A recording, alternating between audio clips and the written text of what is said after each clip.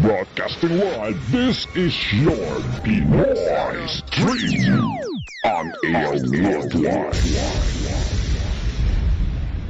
Ang susunod na palatuntunan ay isang bayad na pagsasahimpapawid. Ang mga salita, opinyon, kuro-kuro at komentaryo na inyong maririnig ay mula sa tagapagsalita lamang at walang kinalaman ang pangasiwaan ng himpilang ito.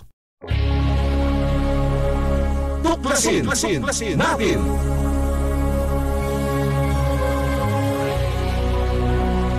Ang palatuntunan sa radyo na tutuklas ng dapat malaman ng sambayanan. Maninindigan sa katotohanan. Tatalakayin at hihimayin ang mga kaalamang pangkalusugan, siyensya at teknolohiya, agrikultura, ekonomiya, maging mga usaping legal at isyung panlipunang dapat ibahagi, magsisilbing tulay ng mga karaniwang tao upang maiparating sa pamahalaan ang mga mungkahi, hinaing at pulso ng bayan, ipaglalaban ang karapatan ng mamamayang Pilipino, babatikusin ang mga salot sa lipunan, pupurihin ang mga gumagawa ng kabutihan at naninindigan sa katotohanan. Tuklasin natin! Tuklasin natin! Ang tuklasin natin ay handog sa inyo ni Cathy Cruz.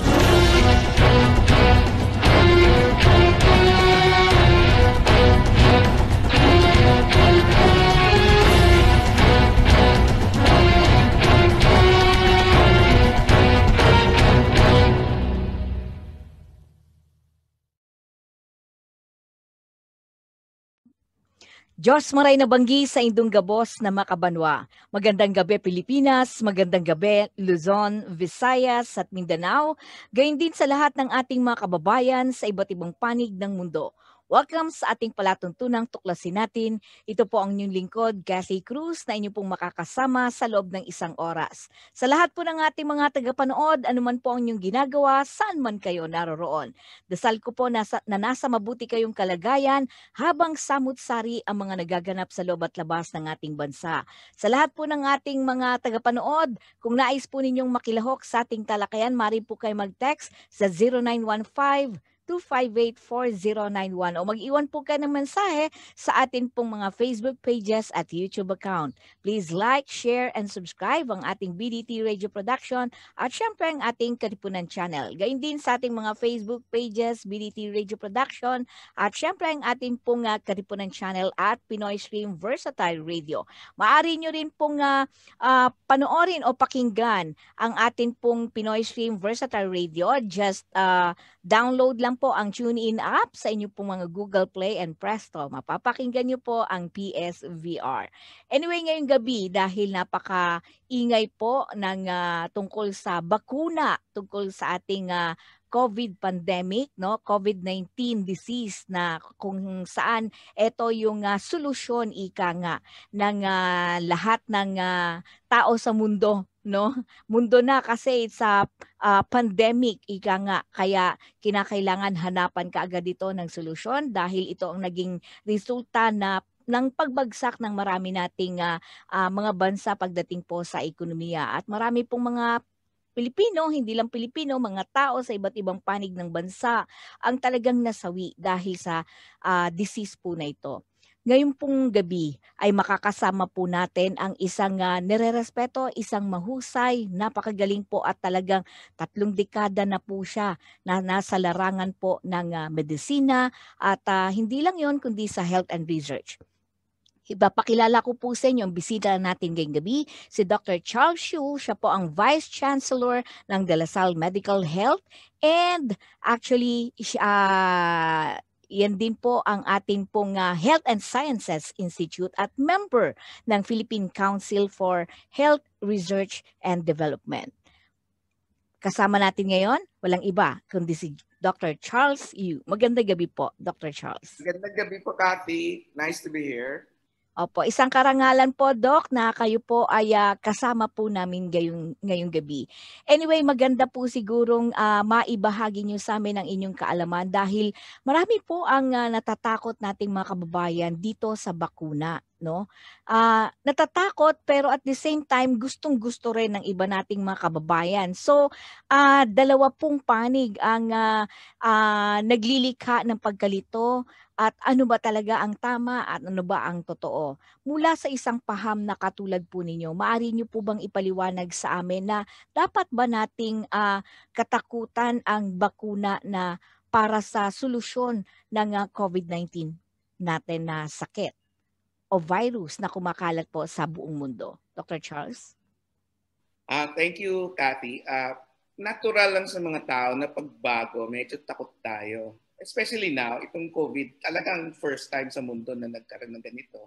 So even yung speed na ginawa yung vaccine, syempre, kahit kaming mga nasa science at saka nasa research, syempre, ingat na ingat kami. Kaya siguro dapat maintindihan. Kahit sa Amerika, I think 56% lang ang last survey na gusto nila magpabakuna.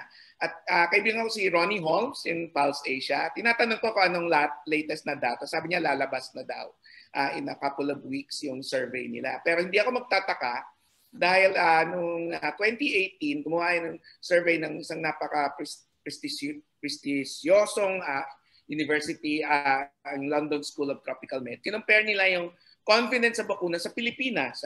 So ang nakita nila noong 2015, mga 93% willing magpabakuna. Tapos 3 years later, at sa pagitan noon nangyari yung Dengvaxia controversy, naging 30+% na lang, I think 38%. In between that period of time, ang nangyari after 2018, yun, tumaas yung measles, marami namatay, na dapat disease preventable, at pati polio nabuhay na naman. So maybe now, higher than obviously 38%. Kasi marami naman na afterwards nagpabakuna sa measles. Parang in tribute sa ating DOH. Pero hindi ako magtataka, siguro nag-hover yan sa 50%. So, kailangan nating makonvince ang mga tao na itong mga darating na bakuna at nag-announce yata ngayong kagabi at ngayong umaga, lumabas sa news, na bumili ang private sector ng 2.6 million na dose ng AstraZeneca. At kalahati bibigay sa public, sa mga mahihirap, sa mga publiko. So marami nang lumabas na resulta ng sunod-sunod na vaccine. At yung hindi naman controversial, pero yung nakakalito sa amin, yung sa Astra kasi mix yung resulta. I-caution ko din ang inyong audience na kasi sa bilis ng pangyayari, normally ang study pinapublish yan internationally. So tinatawag nilang peer-reviewed. Parang ni-review yan ng mga eksperto. Pero sa ngayon, dahil sa nangyari at dahil nga emergency, ang nangyayari, press conference at saka press release lang. So kaming mga nag-a-analyze ng datos, mga independent, ang hirap mag-analyze based on a news conference or sa news release. Na siyempre, yung mga bawat na manufacturer gusto i-promote yung kanilang produkto. So hinihintay pa rin namin. In fairness, ipapublish nila yan in a couple of days or weeks. Pero kailangan namin makilatis yung bawat datos para maintindihan yung sinasabi nilang 95, 96, pati yung Gamaleya sa Russia, yung China, 90s, at itong Astra, nalito palalo dahil may mixed result na mataas dun sa half dose at mas mababa na pag nag-combine na nila to yung full dose na 70. Pero malaking agam-agam yan. So, isa nga sa shinare ko kahapon sa NPC, isa sa way, and I think I praise our president for that. I'm not a known super supporter, in fact, on the contrary. Pero kasi yung willingness niya magpabakuna is actually a good example to our people kasi naintindihan niya na yung mga tao takot. So, ganun ang aming usapan. May mga hindi bago. Yung mga bakuna are about to start their trial sa Pilipinas. Sa Metro Manila, Cavite, yung iba sa Cebu at iba pang lugar. Pero mostly Metro Manila at Cavite. At isa sa mga sinabi ko dun sa isang investigador na ng Astra dito sa atin. Sabi ko, volunteer ako. Siya naman mag-volunteer dun sa trial ko naman. Para kami yung unang ehemplo sa mga taong bayan at publiko na magsabi na, si Dr. Yu, si Dr. Soleta, nagpaturok So ibig sabihin, safe yan. Bakit nila ituturok sa sarili nila yan kung sila'y takot o may danger? So I think that's one example. And then although paulit-ulit natin ririnig na ina-advocate na sa mahihirap muna unahin, ako yung isa sa mga pinaka-vocal na sinabi ko na ito kina Secretary Vince, I think pinaabot na rin niya ito, Secretary Galvez, na ang tingin ko for this batch sa pagdating ng Hunyo at Hulyo, unahin nila yung frontliners na doktor at mga nurse sa health workers. Kasi muna naman yung mga pinakamahirap, yung mga hindi nakakaintindi masyado, baka maulit na naman nga yung nangyari before. Na, kita mo, tinurukan ako, di naman piniliwanag sa akin, ay may nangyari. Exactly. Yung bakuna niya. At saka hindi lang yun, Doc. Unang-una, magandang ehemplo na kayo mismo na nasa health sector, talagang nasubukan ninyo. Bukod doon, alam natin na dahil nasa ganung level po kayo ng estado, no, sa ating lipunan, more or less yung awareness at sigurado na malusog kasi 'di ba isa po sa importanteng kailangan para po pwede kayong bakunaan ay talagang malusog ang pangangatawan. So kung mauuna yung mga kababayan nating mahihirap, hindi po natin alam kung talagang kakayanin ba ng kanilang katawan. Meron ba silang sakit na pwedeng mag-trigger kung sakaling sila Kasi alam ko po may mga ganong proseso. So unlike kung kayo po na nasa hanay po ninyo, bukod sa talagang naiintindihan ninyo, alam nyo kagad kung ano yung dapat ninyong gagawin, di ba, Doc? Magandang punto yan, Cathy. Kasi yung mga clinical trials, yung pinakamagandang mga design, yung stage 3 na yan, ironically, ang mga una nilang nire-recruit, yung healthy. Yung isa nga, healthy young. Tapos healthy senior. Saka na lang yung may comorbid. At yung mga may ibang sakit, ayaw nila yung grabe na yung sakit. Halimbawa, nagda-dialysis, kinikimotherapy sa cancer, may terminal na sakit na, cirrhosis, mga gano'n. So, ironically, dito sa nangyayari ngayong pandemic, sila rin ang unang mga nalalaglag, yung mga yon. Correct. Kumbaga, yung mababa yung kanyang immunity, sila yung mas nadadali dito sa virus na to. So, tama yung point na siguro sa unang bugso ng mga vaccination, mass vaccination, unahin muna yung mga health workers, yung mga siguro vulnerable pero walang mga grabing sakit muna. Correct. Correct. Ang dami, nakita ko yung statistics sa police, kawawa, 8,300, mas marami pa silang patay kaysa sa mga ibang mga sectors, no? So yun, sa tingin ko, I would advocate that the police and the army also be part of the fast track. Pero, parang ang point ko, hindi naman dapat pabayaan yung mga pinaka-vulnerable kasi sila nga yung namamatay. Pero, for the sake of mass vaccination at for advocacy, kailangan munang mauna yung mga relatively healthy at high risk bago yung talagang pinaka-grabe. Kasi pag may nangyari sa mga yon dahil sa milyon ng ibabakuna, babalik na naman yung issue na nangyayari sa Tundaksya. Sabihin, kasi pinabakuna, tuloy yan. So, sa dami ng babakunahan, talagang may naturally mamamatay. Not from the virus, but because of the original na comorbidity nila. Kaya ang problema, yung design ng mga stage 3, phase 3, hindi namin sinasama yung mga grabe kasi nga, ayaw rin naman lang pumangit yung result. Para kusa lang mo lang naman kung nagwo-work Pero pag naging mass immunization na yan, magkakaproblema. Kaya may term naririnig niyo yan sa English yung efficacy. Lahat ng lumalabas, lahat ng news. Iba ang efficacy sa effectiveness. Yung efficacy, yan yung kaninang kwentuhan natin. Nasusubaybayan sila doon sa mga study na gagawin sa December. May diary, meron silang card, meron silang phone. Yes, may card. Meron silang araw-araw. Yes. Kung meron pag sintomas. Anong nararamdaman. So, sa efficacy, ideal yung kondisyones. Ibig sabihin, matindi ang bantay at alerto ang pasyente at investigador. Pag effectiveness na yan na yung mass vaccination. Correct. Sa mga health centers, sa mga ospital. So, normally, statistics-wise, mas mababa yung sa efficacy yung effectiveness. So, kung pinagmamalaki nilang 90% o 91%, Pag pumunta na yan sa community, bababa yan ng konti dahil sa iba-ibang mga factors. Multiple reasons kaya siya. Pero as I said, dapat mauna yung frontliners, not because they are highest risk, but because para mabantayan natin ano yung mga problema para pag nag-down the line na tayo, makikita natin ano yung mga early problems. Correct. Parang learning.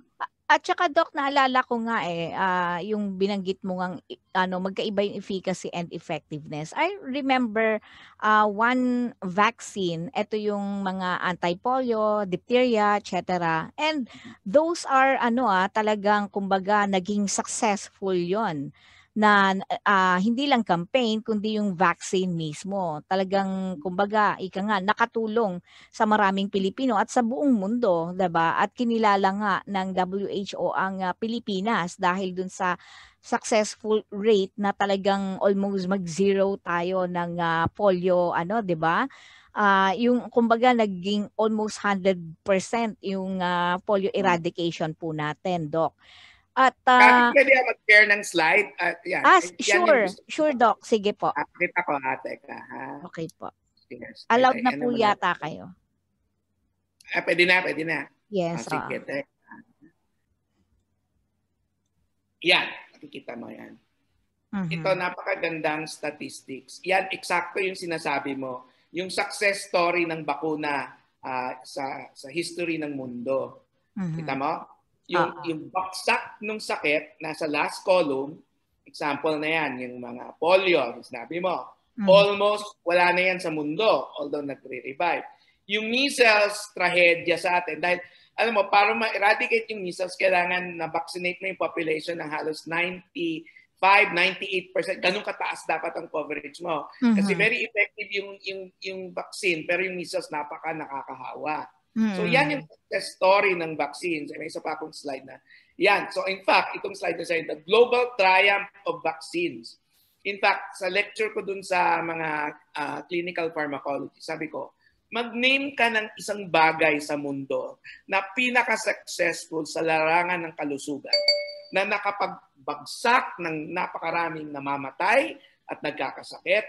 And there are only two, vaccines and clean water. Yang dalawang yan lang.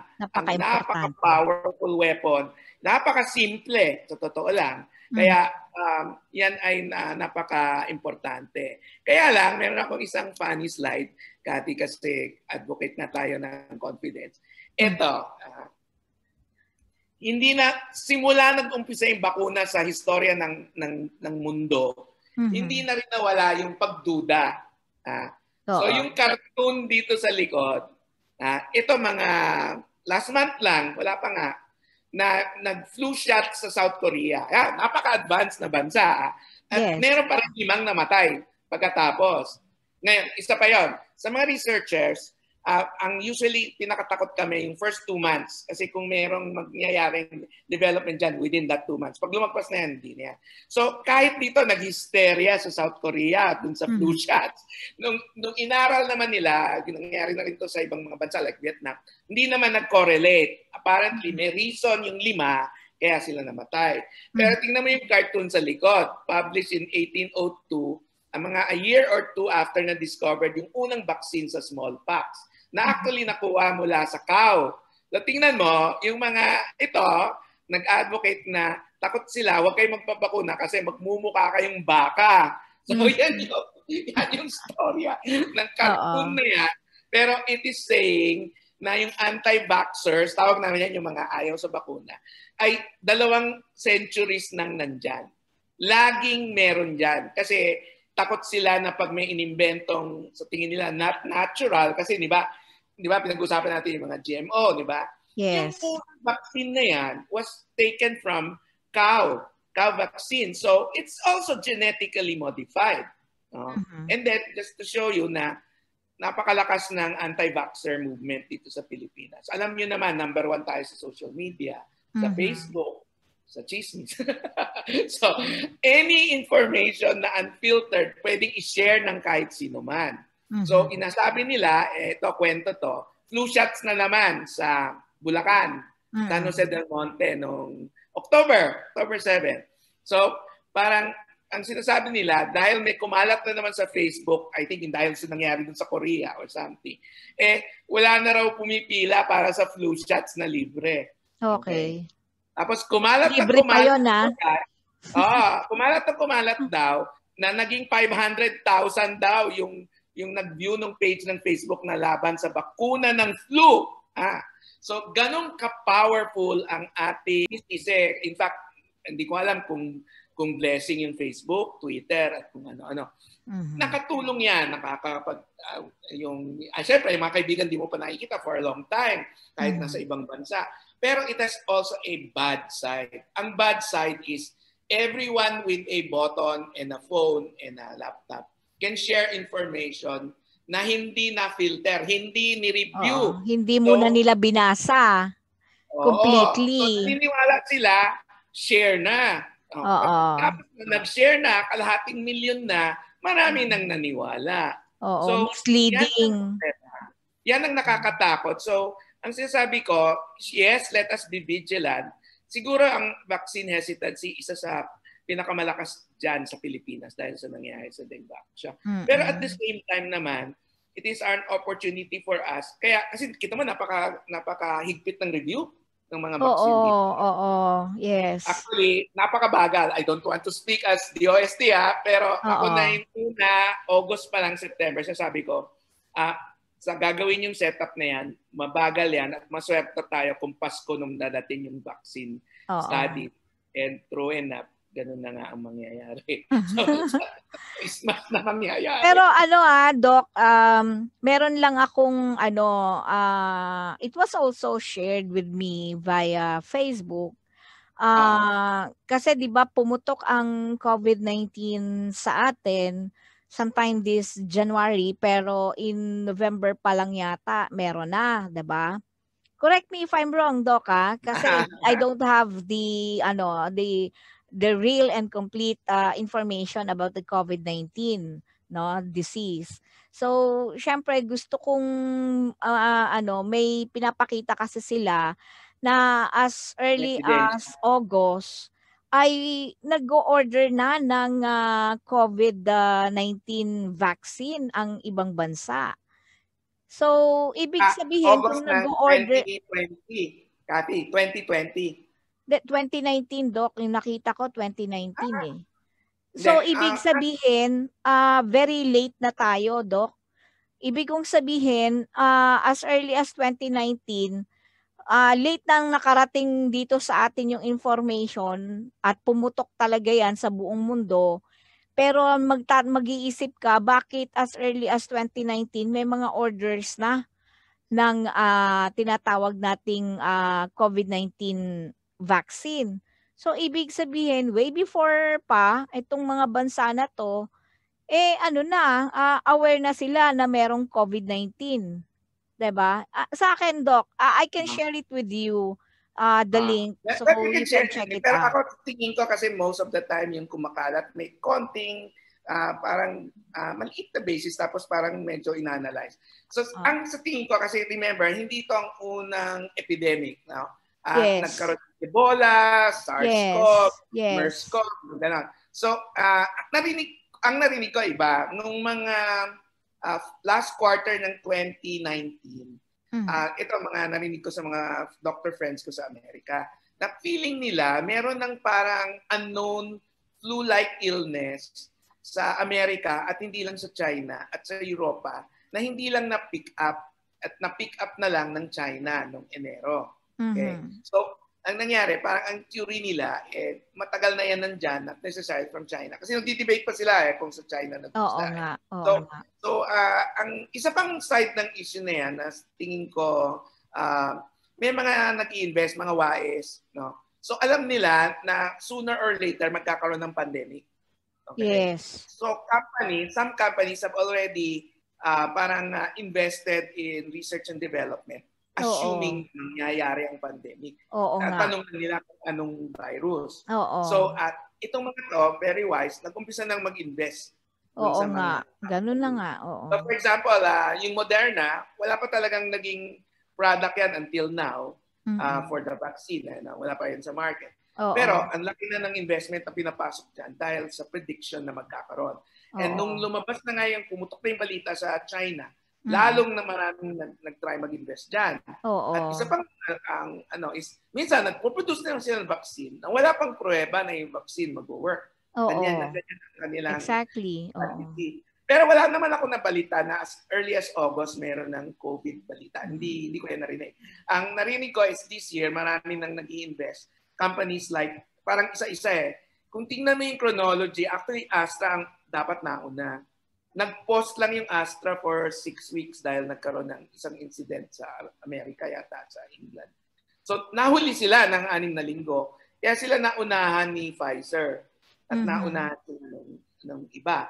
Pero I think we would still label na medyo hindi verified and I would doubt the truthfulness na alam na nila yung bakuna. It's something like the rumor na kaya yung iba, di ba, kasi takot sa Chinese vaccines. Oo nga. Oo. Sabi naman nung isang narinig ko nag-interview, hindi, naniwala ako sa Chinese vaccine kasi siguro baka sila ang nag-invent. Which is not true, kasi syempre sila daw yung may antidote.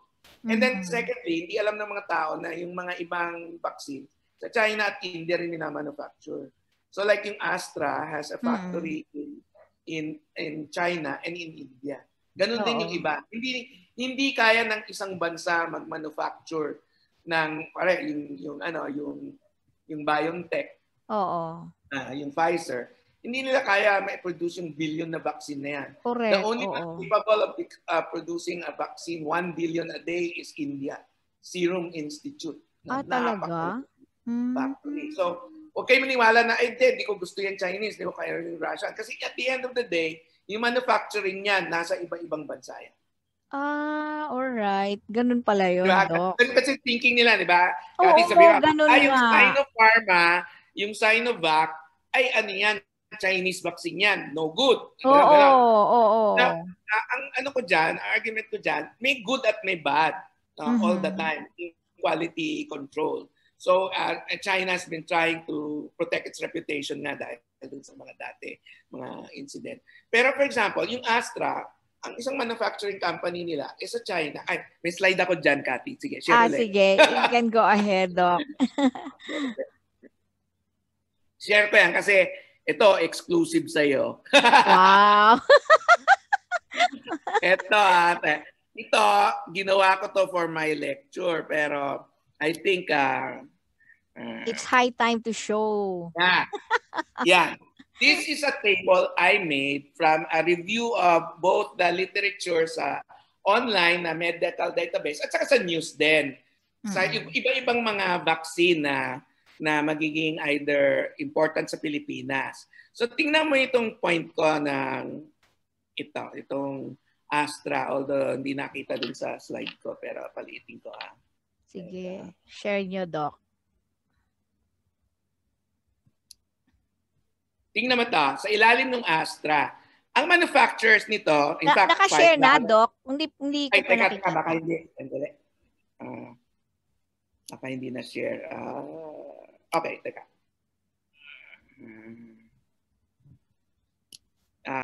Okay.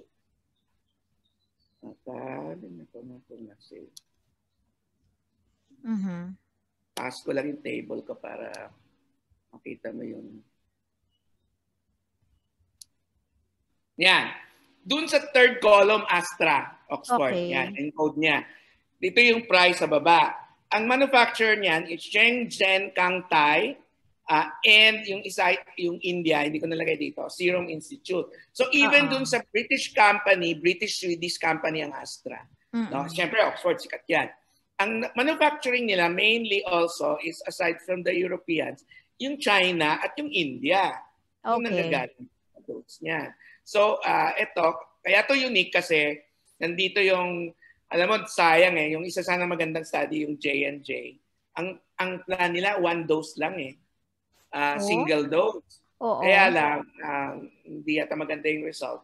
Kaya itong na single dose, ngayon double dose na uli. So lahat ng bagong bakuna, 2 doses, ang usapan lang yung pagitan, 1 month apart, 3 weeks apart. Tapos tingnan mo yung price range, pero this might be no longer true, Cathy. Kasi siyempre nagpapababaan yung tanong sa NPC. Oo nga. Ang Pero pinakamahal, pinakamababa si Astra. yeah, ang pinakamahal, in fact, Astra was saying hanggang $4 eh. Yung Sinopharm, Grabe. 144 kasi 1,000 yuan. Remember, minsan pinagbibili na nila to sa mga, I think ito yung napakaraming Chinese na nabakunahan na eh. Oo, Sinopharm, Sinovac. So isa dito sa Middle East mass vaccination. Yung isa 1 million na daw yung nabakunahan eh. Pero I think this price sent by Sinopharm is bound to go down. Kasi ang layo niya sa presyo ng iba. Oo nga. Itong Sinovac, $30. Itong isa, $72 each.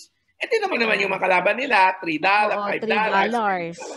Oo. Yung Moderna, medyo mahal. Kaya ito hindi ako masyadong, kasi yung Moderna, kailangan... First time pa lang sila no?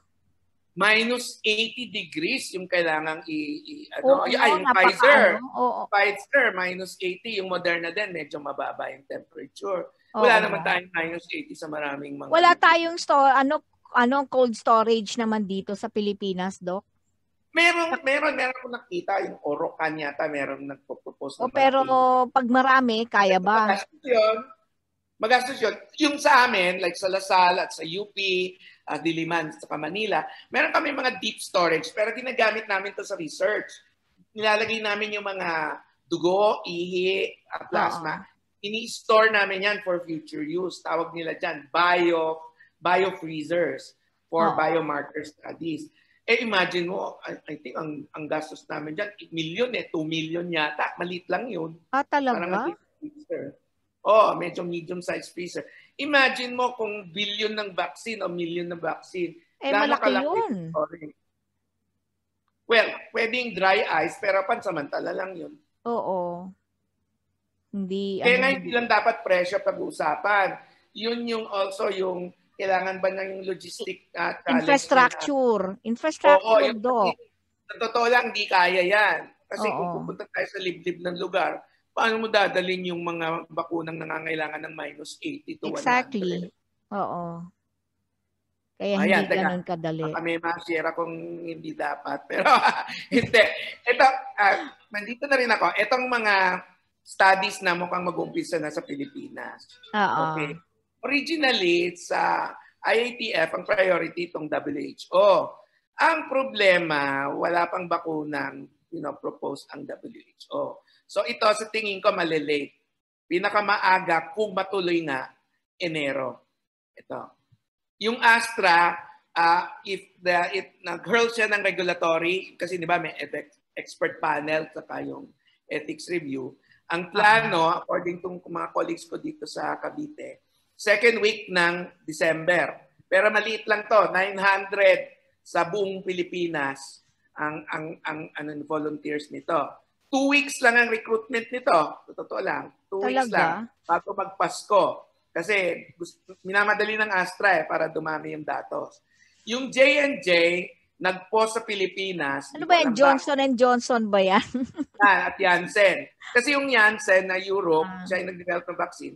Ang pagmamayari niya, Johnson & Johnson ng Amerika. Okay. So, originally, part ako nito pero pinos nila. Pero nag-announce ng isang linggo na magre-resume sila ng studies kahit sa Pilipinas. Pero wala pang datos to, wala pang date. Yung Moderna, wala sa Pilipinas. Yung Pfizer, walang studies sa Pilipinas. Ito isa pang maganda na Chinese GSK. Yung GSK, yung sikat na pharma sa mundo, meron siyang adjuvant, pang boost ng immunity na kasama ng vaccine ng Clover. Ito, magaling na ito yung isa sa mga gusto kong... Pero wala pa siyang price, ano? Wala pa, hindi. Pero ang maganda dito sa Clover, kasama siya sa COVAX ng WHO. So since yung Coalition Against Epidemic, CEPI ang nagpopondo nito at hindi mainly Chinese lang, ay ang promise nila, bababa yung price nila na talagang kamatch ng mga pinakamababa. So medyo kami dyan, medyo optimistic. Itong Securus ay Australian, Queensland University ang nag-discover, ito mag-uumpisa ng mga February sa Pilipinas. Ito may Phase 2. protein din. Yan, may protein din yan. Ang maganda kasi ito lang yung parang pinaka nakakahawang part ng virus. Kaya theoretically, supposedly, mas less yung side effect niya compared to yung buong virus. Kaya nito, yung mRNA, narinig mo messenger, talagang, kumbaga, create siyang special na engineered na virus. Yung virus vector, kumbaga, yung dengue, di ba, nakukuha sa lamok? Diba? Lamok yung vector, siya yung taga-transport. So, gumawa nila ng microscopic version ng virus vector at yun yung ina-alter nila. Yun yung Sputnik V at saka yung bagong Russian vaccine. Ayun yung sa Russia yan no? Yung China, kasi nauna ka sila dahil sila yung unang nag-outbreak. Ang ginagamit nila ay yung parang pinatay na virus, inactivated na virus. Yan yun. Ito. Okay. So, yung kanila, in terms of manufacturing kasi, medyo yung iba, challenge. I think yung ibang mga big pharma, hirap na hirap mag-synthesize nito, kaya medyo magastos. Kaya siguro itong Moderna, at ito, medyo mahirap siya i-produce. Pero ito, yung Clover, kaya daw niya 1 billion by next year produce. And then, I think narinig ko pati ang Sanofi, 1.2 billion ang balak nila next year with GST. So ito, medyo mahirap rin itong i-grow kasi parang pinatay. Itong Clover, din-develop nila from mammalian culture, pero ang bilis nila nagawa. Pero so, Doc, pag sinabi mong sites, ano to sa De La Salle Medical and Health Ay, nako, kasi bawal sa akin magsabi ng hindi. Sabihin ko na lang, yung WHO, meron kaming isang investigator na assign sa amin, pero ang main implementer nito si Dr. Jodor Lim ng TGH. Siya ang pondo ng TCHRD. Ito. Okay. Yung Astra, alam ko si Dr. Soleta na taga Cavite ang lead. Pero 5 yung sites niyan. May 5 investigador na may ilan din is Manila, UPPGH na naman. Yung Janssen, alam ko 5. Pero nakapost yan. Yung Clover, 10. 10 sites yan. Marami. Nawala yung FAU Alam ko may St. Luke's, UE, may Manila Doctors, may Asian, may Lasal. Yung Securus, hindi ko alam kung sino yung mga nandyan. Alam ko naghahanap si Sputnik V at si Sinovac ng clinical trial site sa Pilipinas. So, wala pang balita dyan kung sino yung nakuha nila. Pero at the moment, ang sure, basta may bakuna na, WHO, Astra number 2, Janssen, I think, is about to commence, baka next year na yan, number 3.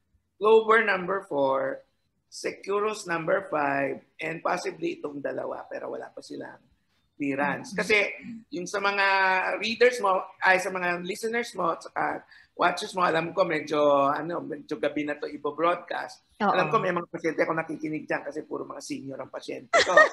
At gusto nyo mag-volunteer, ang suggestion ko, doon kayo sa next year, yung mga phase 3 trials. At ang advice ko, katulad din ng iba na naririnig ko sa TV, paunahin mo muna kaming mga frontliners magpabakuna. Para sure kayo na safe. Kami muna, willing kami mag-sacrifice. Okay ba? Gusto ko yung ganyan. Ay, bonus yan ako. Katay ako sa iba. Oo nga.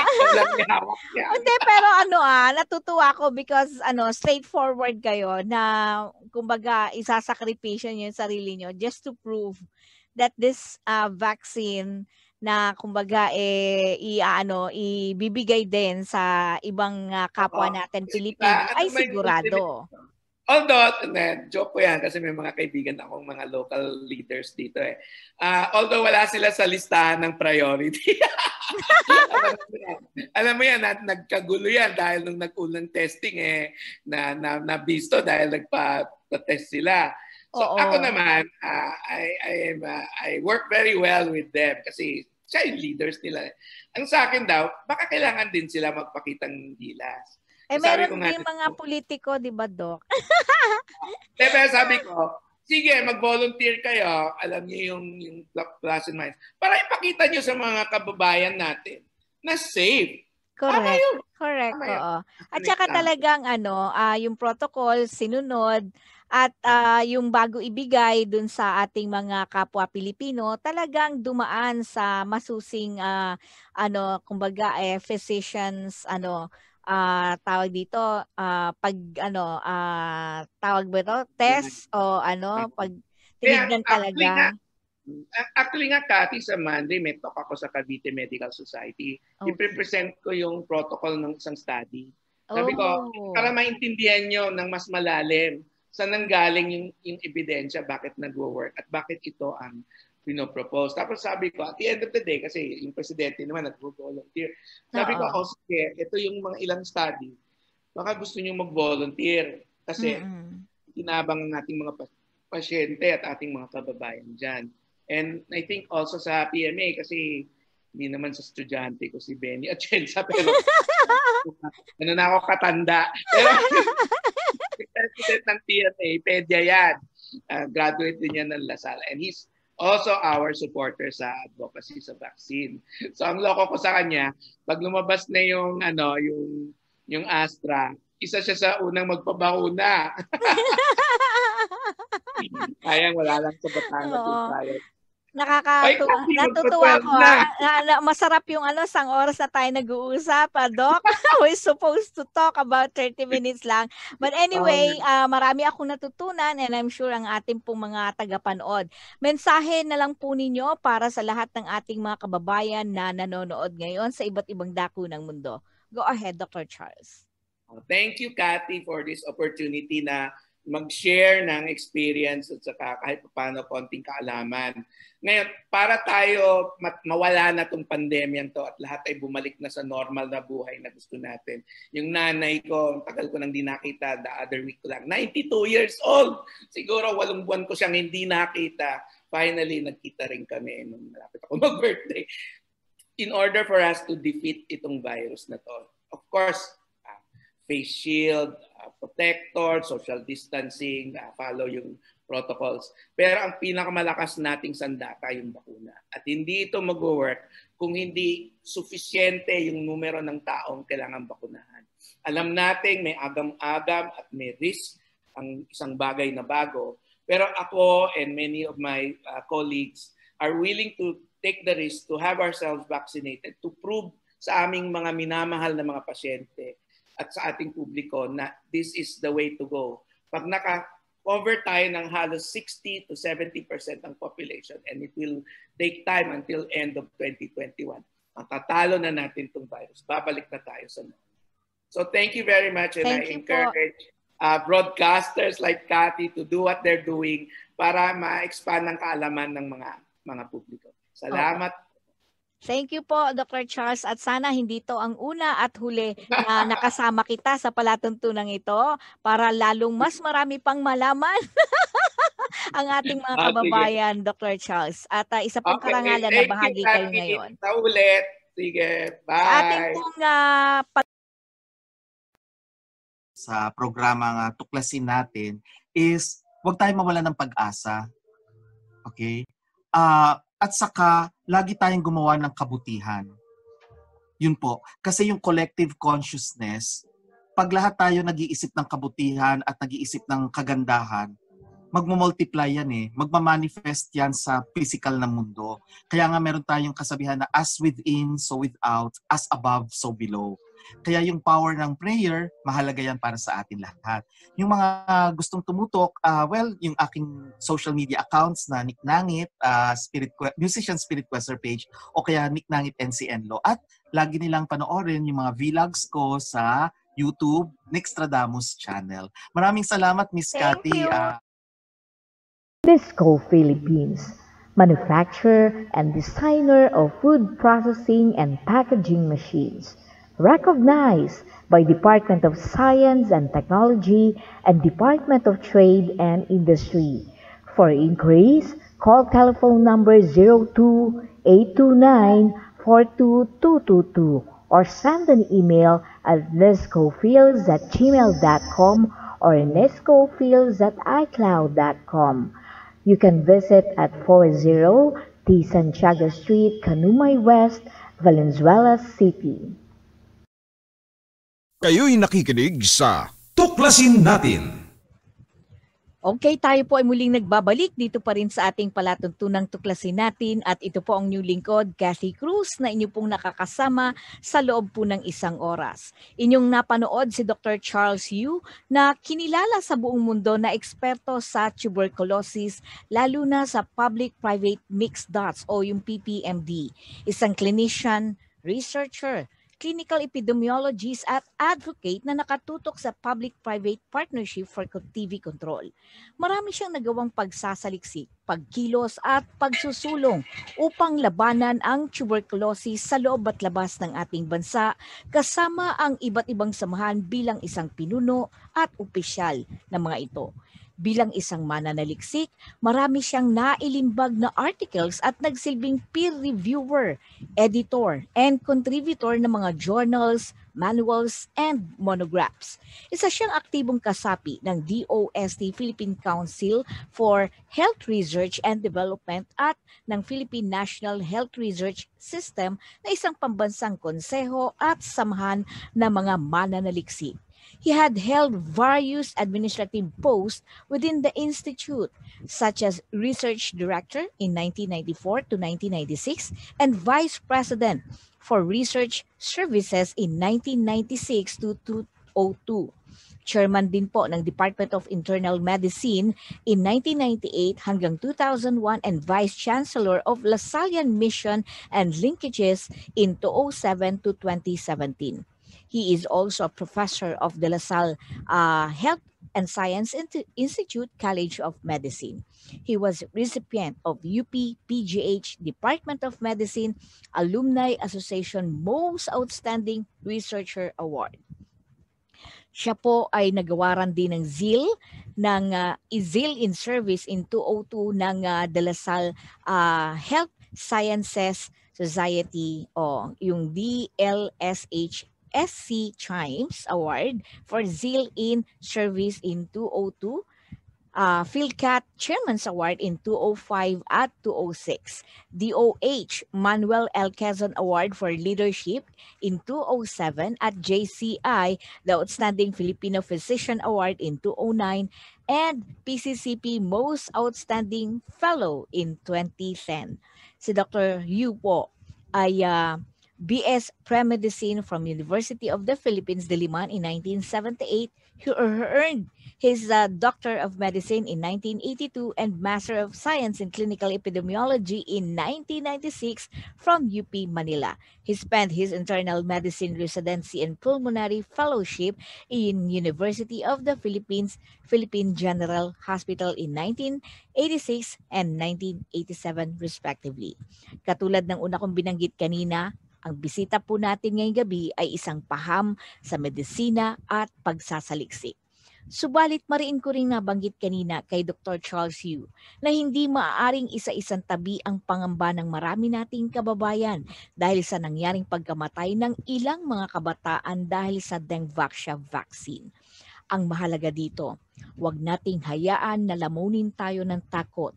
Narinig natin mula kay Dr. Charles Yu na mahalagang ipakita sa sambayanan ng COVID-19 vaccine ay hindi delikado at upang patunayan na ligtas ito ay mauuna muna silang mga doktor, nurses o yung mga tinatawag natin mga frontliners na maturukan ng nasabing bakuna dahil sila ang maituturing niyang vulnerable o mas mataas yung tsansa na mahawa. Bukod dito, kailangan ang babakunahan ay malulusog na mamamayan.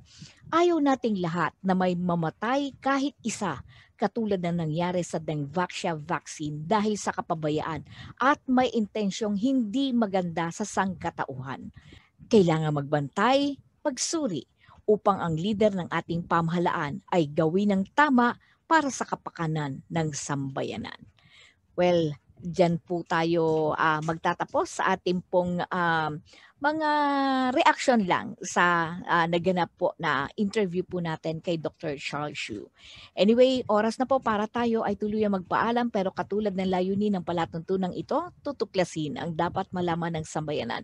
Pero tandaan po natin, batay sa Saligang Batas ng Pilipinas ng 1987, Article 2, Section 9, na dapat itaguyod ng Estado ang makatwiran at dinamikong kaayusang panlipunan na titiyak sa kasaganaan at kasarinlan ng bansa at magpapalaya sa sambayanan laban sa kahirapan sa pamamagitan ng mga patakarang nagtatakda ng sapat na mga lingkurang panlipunan, nagtataguyod ng pagkakataon na makapaghanap buhay ang lahat, umaangat na standard ng pamumuhay at ng lalong mainam na uri ng buhay para sa lahat.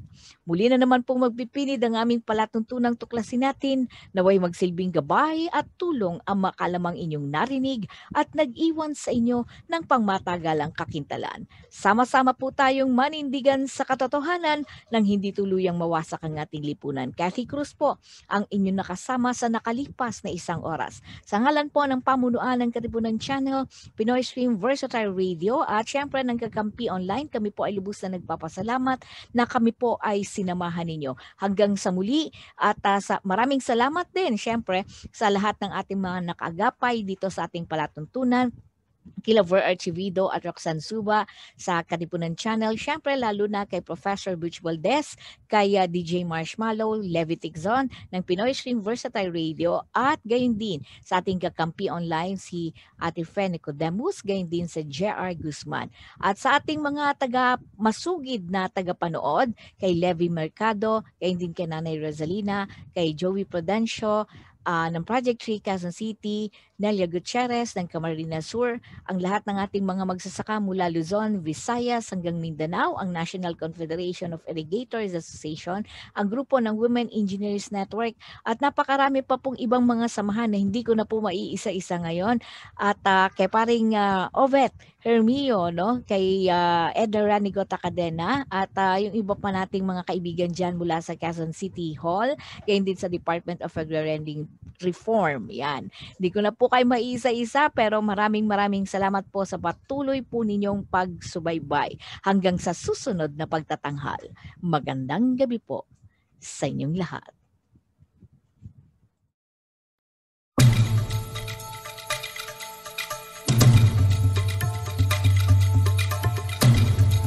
Inyong napakinggan ang palatuntunang Tuklasin Natin.